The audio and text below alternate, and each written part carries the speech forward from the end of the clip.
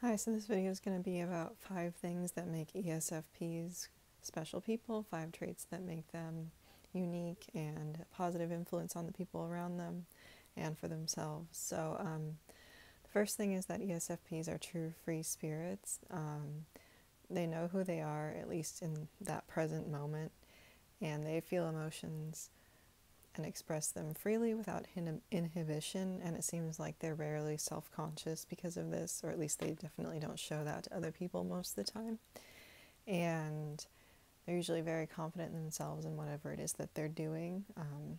Whether or not they're actually skillful at it, they are very confident people most of the time. And they're also people who will try anything once. They're YOLO, I guess. And another thing is that they tend to be charismatic, especially if they're mature ESFPs, I've noticed. And I think that when they're mature and well-developed, ESFPs can seem like they're using extroverted feeling when they're not. Because immature ESFPs, on the other hand, you have this kind of unwieldy SE and FI, and that can be chaos. And I think a lot of ESFPs might have trouble in school because of this. They have trouble, sitting still and behaving themselves in class and resist that structure. But when they're mature and well-developed, they are very charming people, and their presence changes the energy of a room when they walk into it. And they're great performers, and they can be unexpected leaders in the business world. I think you wouldn't necessarily think of an ESFP being a good corporate leader, but they can be when they set their mind to it. And they can be very good with customer service and interpersonal skills. And my personal opinion is that I think that this is maybe more so for male ESFPs, in terms of being really charismatic and stuff. That's just my personal opinion, but if you want a couple of examples, the 2 U.S. presidents, John F. Kennedy and Ronald Reagan, are both typed as ESFP a lot. That's just my personal opinion, because I tend to like male ESFPs a little bit more than female ones. Again, personal opinion, not trying to talk negatively about anybody. But and the third thing is that they are very headstrong and determined people, and once they get motivated about something and set their mind to it, that will be the goal, and they won't stop until they get it done. And they can be motivated by trying to, prove people wrong. If somebody's called them incompetent, or if someone's called them, well, you're not smart enough to do that, they'll do it just to prove a point to that person. Very tenacious.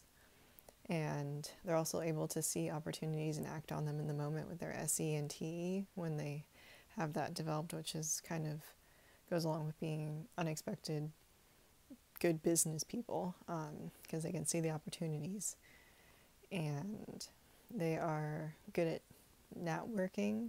They know how to do that, which is not really a skill that can be taught very well, and I think that they're naturally, that's what they do all the time anyway. And so they're able to use that, and they're able to climb the social and corporate ladder. But they can also be very stubborn, and they refuse to be discouraged by setbacks that might make other types give up a lot more easily. So it's a third thing. And the fourth thing is that they always have their friends and family's backs, and they're very loyal and protective of the people that they care about. And one thing I've noticed about ESFPs is they have no problem physically putting themselves in between a person that they care about and a problem. For example, if there's a situation at a bar when they're out with their friends or something and there's a fight, they will get in between their friend and the person causing a problem, or try to break up the fight. They have no problem doing that. Or if one of their friends is going to text a ex-boyfriend or girlfriend who's a problem, they'll take away their phone. So they have no problem, physically putting themselves between a friend or a family member and a problem.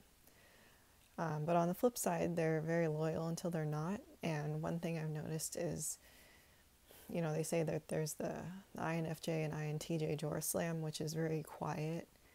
And, They kind of just cut people out of their life, but they don't make a whole production out of it. But ESFPs, they're prone to being slightly dramatic people in general, but when they're done with somebody, they make it known.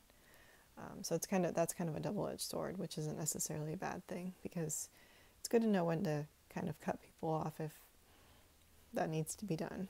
And so the last thing is that they're usually very open people, and they don't feel like they have to censor themselves or censor their personality around others or put on a front. They're very take me as I am kind of people, and that's just kind of how they go about their life in general, in terms of how they act and how they dress, with their hobbies. And they're also pretty willing to share any trials and tribulations that they've gone through personally, if it might help other people. They're very open about that. And maybe because they not so secretly like the attention of that, but it's, I respect people who walk around and they don't put on a facade for everybody, and they're very confident in themselves. I respect that, because that's something that I don't necessarily do all the time. I definitely am self-conscious and can't do that. So something I admire about ESFPs. So if you made it this far, thank you for watching. If you have any questions, comments, or concerns, please let me know. And thanks again for watching, and I will see you later. Bye.